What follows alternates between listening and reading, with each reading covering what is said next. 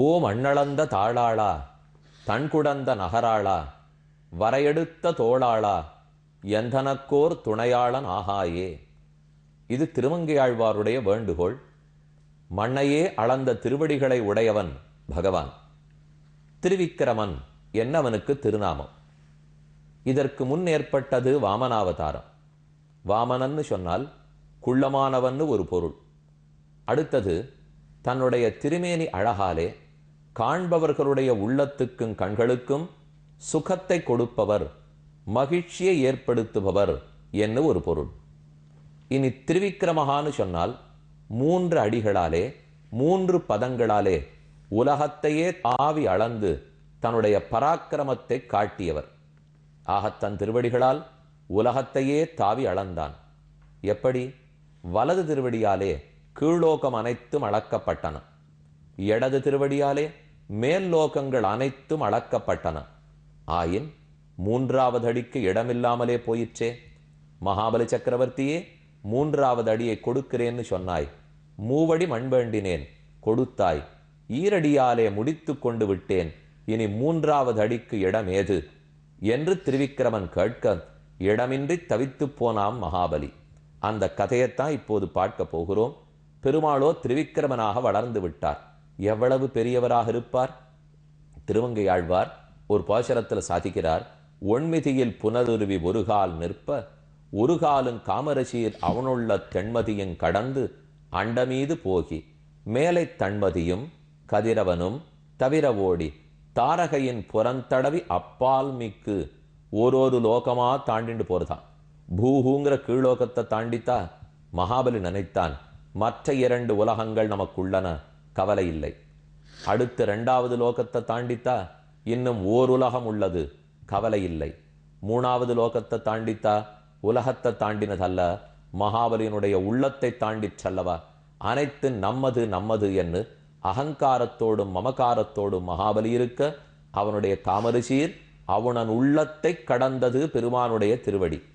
எல்லா உலகத்தவர்கள் அனைவருடைய தலையிலேயும் தன் திருவடியாலே தீண்ட வேண்டும். அவர்களுக்கு திருவடி ஸ்பரிசம் கிடைத்து அதனால் பாபங்கள் ஒழிந்து மோட்சம் அடைய வேணும்னு பெருமானுக்கு ஆசை. தலையை குனியுங்கோள், என் திருவடியாலே தீண்டுகிறேன்னு சொன்னால் நாம் கேட்டு விடுவோமா? நாமே இறைஞ்ச வேண்டும். பெருமானே, உன் திருவடி எப்போது நம் தலையில் வைப்பீர், நம் தலைக்கு ஒரு கிரீட்டமாக அத்தை எப்போது சூட்டுவீர் என்று கேட்க வேண்டும். நாமோ செய்ய மறுக்கிறோம். பெருமாள் என்ன செய்தார்? ஒரு வித்தைக்காரர் செய்யுமா போலே, இதோ குனியுங்கோள், நான் திடீரென்று வளர்ந்து காட்டப் போகிறேன் என்று சொல்ல சொல்ல என்னமோ பண்ண போறார் போல் இருக்குன்னு நாம குனிஞ்சோம். குனிஞ்ச மாத்திரத்துல பெருமான் வளர்ந்துட்டார். நாம் அறியாவண்ணன் நம் தலையத்தனையும் தன் திருவடியாலே தீண்டினார். அப்போதும் நன்றி சொல்வதற்கு நமக்கு தோன்றவில்லை. யாருடைய காலோ நம்ம தலையில படுறதே என்னுதான் நாம புரிஞ்சின்றமே தவிர, செயற்கரியதான செயலை பெருமான் செய்தான், கிடைப்பதற்கடியதான திருவடிகளை நாம் கிட்ட பெற்றோம் என்ற நன்றி உணர்வு கூட நமக்கு இருந்ததில்லை. ஆக நமக்கே விருப்பம் இல்லாத போது திருவிக்கிரன் எதற்காக இந்த தலையை தீண்டினான்? நம் தலை என்ன குளிர்ந்தா கிடக்கிறது? ஆத்தியாத்மிகம், ஆதி தெய்வீகம், ஆதி பௌத்திகம் என்று 3 கொதிப்புகள் இந்த 3 தாபத்தாலும் கொதித்து போய் கிடக்கிறது. கொதித்த தலையில் குளிர்ந்த திருவடியா பெருமான் வைக்க வேண்டும்? ஆனாலும் வைத்தான். எதற்காக?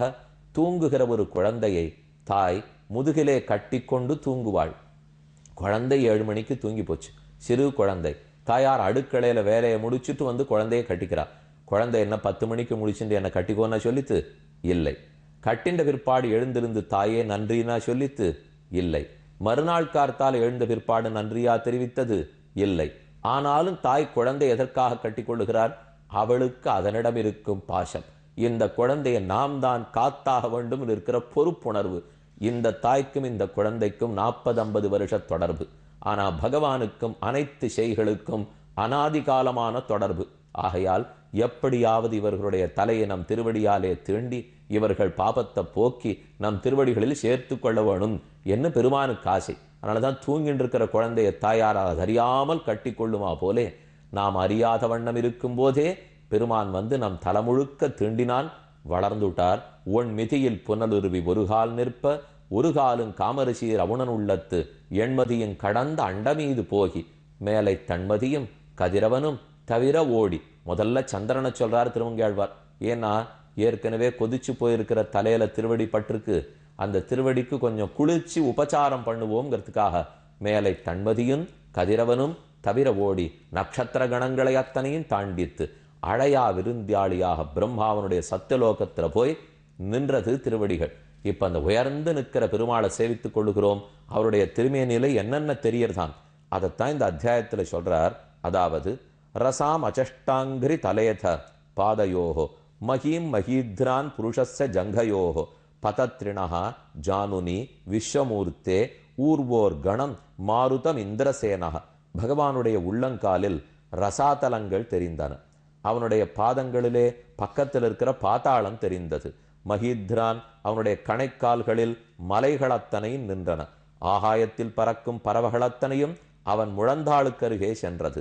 ஊரோஹோ அவனுடைய தொடைகளுக்கு பக்கத்திலே விஸ்வமூர்த்தியான பகவானுடைய தொடைகளுக்கருகிலே காற்றத்தனையும் ஓடுகிறது. சந்தியாம் விபோகோ வாசசி ஆங்காங்கு இருக்கக்கூடிய சந்தியா காலம் சக்கர் வானமாக சிவந்திருக்குமே, அது அவனுடைய ஆடையாக இருந்தது. குஹ்ய ஐக்ஷது பிரஜாபதி அவனுடைய மர்ம பிரதேசமாய் பிரம்மாவே இருந்தார். ஜகனே ஆத்ம முக்கியானு தன் போன்றவர்களையும், அதாவது மகாபலி சக்கரவர்த்தி தன்னையே பகவானுடைய இடுப்புக்கு கீழே அசுரர்களோடு கண்டார். நாபியாம் நபகா பெருமானுடைய கொப்பூழ் அவருடைய உந்தியிலே ஆகாயமே அடங்கி கிடந்தது. குக்ஷிஷு சப்த சிந்து அவருடைய வயிற்றுக்குள்ளே 7 கடல்களும் அடங்கி இருந்தன. அவருடைய திருமார்பில் நட்சத்திர கணங்கள் இருந்தன. ஹிருத்யங்க தர்மம் அவருடைய ஹிருதய கமலத்திலே தர்ம தேவதையே குடிகொண்டாள். ஸ்தனயோகோ முராரே ரித்தஞ்ச சத்யஞ்ச முராரியனுடைய 2 தனங்களிலே சத்தியமும் ரித்தமும். மனசேந்தும் அவருடைய மனத்தில் சந்திரனே இருந்தார். ஸ்ரீயஞ்ச வக்ஷசி பெருமானுடைய திருமார்பில் ஸ்ரீ மகாலட்சுமி எழுந்துருளி இருந்தார்.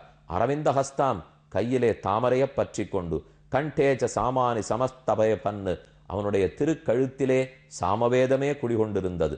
இந்திர பிரதானான் அமரான் புஜேஷு பெருமானுடைய வலிமையான திருக்கைகளிலே இந்திரன் முதலான அனைத்து தேவர்களும். தத் கர்ணயோகோ ககுபா பெருமானுடைய திருக்காதுகளில் 8 திக்குகளும் இருந்தன. தியௌஷ்ச மூர்த்தினி ஆகாயத்துக்கு மேலேயோ அவன் தலையில் இருந்தது.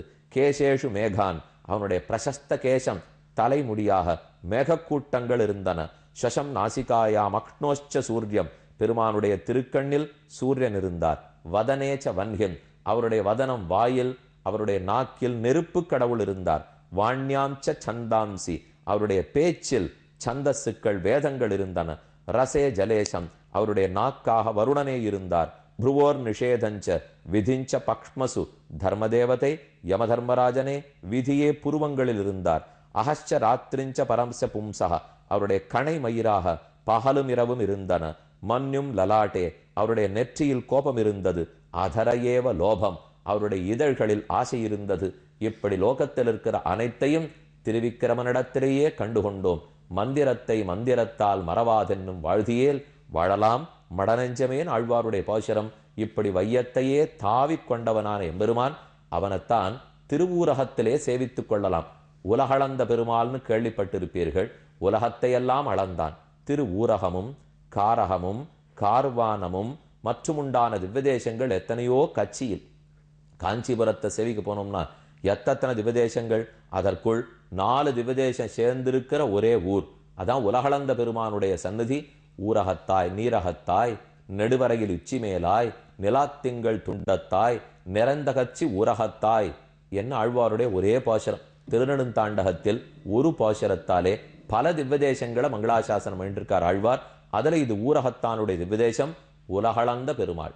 இந்த பெருமான் 2 திருக்கைகளையும் தூக்கி கொண்டிருக்கிறார். அதுல இடது திருக்கையை தூக்கி கொண்டு 2 விரல்களை நீட்டி கொண்டிருக்கிறார்.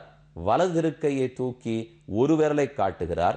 2 அடிக்கு அனைத்தும் இலக்காகி விட்டனவே, 3வது அடிக்கு எதை இலக்காக்க போகிறாய் என்று கேள்வி.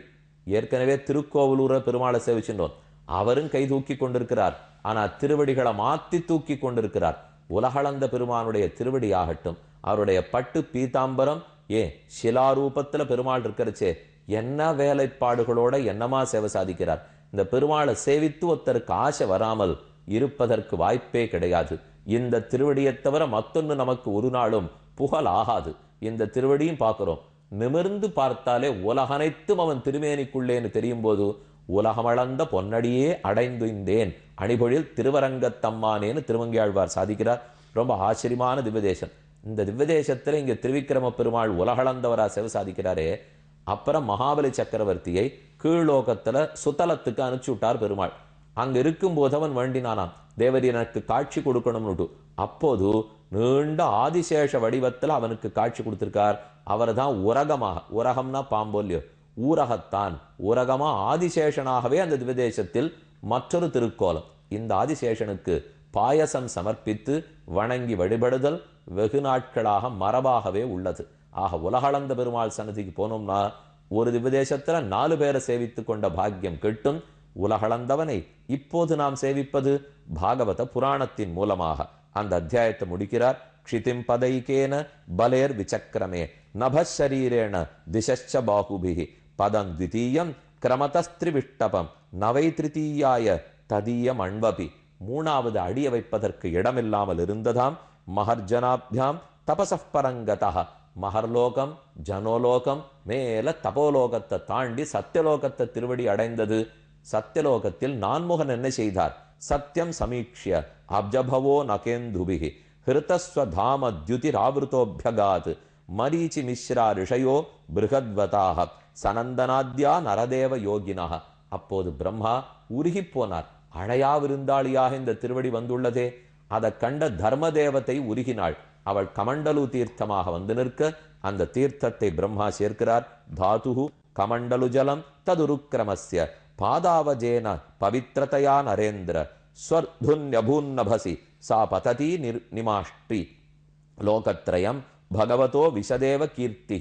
ஆகாயத்திலிருந்து அந்த தீர்த்தம் கீழ் விழருது. ஒரு பக்கத்தில் திருவடி தீர்த்தம் நேர விழுந்ததா, அது கங்கைன்னு பேர் கொண்டு ஓடுகிறது. அதே தீர்த்தம் பெருமானுடைய கணுக்கால் இருக்கக்கூடிய நூபுரம் சிலம்பு, அந்த சிலம்பில் பட்டு கீழே தெரித்ததா, அது நூபுர கங்கை சிலம்பார் என்ன அழகர் மலைக்கு மேல ரொம்ப ஆச்சரியமாக ஓடுகிறது.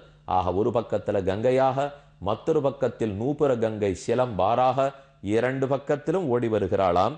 கங்கா நூபுர கங்கா, இது 2 பற்றியுமே நம்முடைய பூர்வாச்சாரியர்கள் ஆழ்வார்களும் பல பாசரங்களால சாதிக்கிறார்.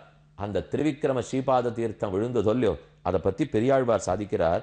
சலம்பொதி உடம்பின் தளமில் பேழ்வாய் சந்திரன் வெங்கதிர் அஞ்ச மலர்ந்தெழுந்தனவு மணிவண்ண உருவின் மால்புருடோத்தமன் இருக்கை மேல சாதிக்கிறார். நலந்திகள் சடையான் முடிக்கொன்றை மலரும் நான்முகன் பாதத் துழாயும் கலந்திழி புனலால் புகர்படு கங்கை. நேர தேவப்பிரையா கண்டமென்னும் கடிநகர் சேவிக்கிறதுக்கு போனோம்னா நலந்திகள் சடையான் முடிக்கொன்றை மலரும். திருவிக்கிரமனுடைய ஸ்ரீபாதத்திலேருந்து தீர்த்தம் கீழ் விழாது. கங்கைய பூமியால தாங்கிவிட முடியாது. சிவபெருமான் தன்னுடைய தலையால தரித்தார், கங்காதரனானார். அவர் தலையன் அணிந்து கொண்டிருந்த கொன்றை மலர் அதுவும் கங்கையோட வருகிறது. பெருமான் திருவிக்கிரமனுடைய திருவடியில் இருந்த துளசி அதுவும் வருகிறது. கொன்றை புஷ்பமும் துளசி புஷ்பமும் சேர்ந்து இதோ கண்டமென்னும் கடிநகரையே அலங்கரிக்கின்றன என்று பெரியாழ்வார் சாதித்தார். அதிர்முகமுடைய வலம்புரி குமிழ்த்தி ஆழிகொண்டிரவி கொண்டெறிந்து என்கிற பாசுரத்தில் சதுமுகன் கையில் சதுப்புஜன் தாளில் சங்கரன் தடையினில் தங்கி, சதுமுகன் கையில் நான்முகனுடைய கை சம்பந்தம் கங்கைக்கு, சதுப்புஜன் தாளில் 4 தோள் கொண்ட திருவிக்கிரமனுடைய திருவடியோட சம்பந்தம் கங்கைக்கு, சங்கரன் சடையினில் தங்கி சங்கரன் ருத்ரனார் அவருடைய திருமுடியோடு சம்பந்தம் கங்கைக்கு. ஆக 3 தேவதைகளுடைய அங்கங்களுடைய சம்பந்தப்பட்டதே கங்கைக்கே உண்டான பெருமை அல்லவா. அந்த கங்கையின் ஒரு தடவை சொன்னாலும் அது திருவிக்கிரம ஸ்ரீபாத தீர்த்தத்தையே சொன்னா போலே. பொங்கொலி கங்கை கரமரி கண்ட துரபுருடோத்தமன் அடிமேல் வெங்கலி நிறைய வில்லிபுத்தூர்கோன் விட்டு சித்தன் விருப்புற்று. அனைத்தும் விட்டு சித்தன் ஆசையா தேவப்பிரையாகே பாடியிருக்கார். இந்த 10 பாசரங்களை யார் பாடினாலும் கங்கையில் திருமால் கடனிலக்கீழே குளித்திருந்த கணக்காமே பெரியாழ்வாரே சாதிக்கிறார். நேர அங்க தேவப்பிரையாகல குளிக்கிற பாக்கியம் கிடைக்குமா? அழகர் மலையில போய் நூபுர கங்கையில தீர்த்தமாடுற பாக்கியம் கிடைக்குமா? நமக்கு தெரியாது. என்றோ திருவிக்கிரமாவதாரம் கிருத்தயுகத்தில், நாம் இருப்பதோ கலியுகத்திலே. என்ன செய்யலாம்? ஆழ்வாருடைய தங்கையை மூக்கும் தமையனை தடியின் தடிந்தவன் தாசரதி போய் என்கிற பெரியாழ்வாருடைய 10 பாசரம். அந்த 10 பாசரத்துல சொல்லிட்டோம், சொல்லி முடிக்கிறதுக்குள்ள சலசலசலான்னு சத்தம் கேட்கும். நம்ம பேர்ல அப்படியே தூவான் அடிக்கிறாப்புல இருக்கும். ஆழ்ந்து அமிழ்ந்து குள்ள குளிர குடைந்து நீராடிடுவோமா. கங்கையில் திருமால் கடலின கீழே குளித்திருந்த கணக்காமே.